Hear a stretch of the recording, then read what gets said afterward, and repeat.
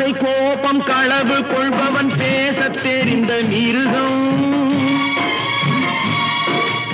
அன்பு நன்றி கருணை கொண்டவன் மனித வடிவில் தெய்வம்.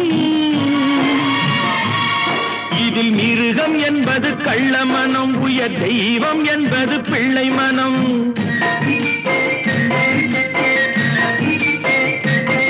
இந்த 6 கட்டளை அறிந்த மனது ஆண்டவன் வாழும் வெள்ளை மனம், ஆண்டவன் வாழும் வெள்ளை மனம்.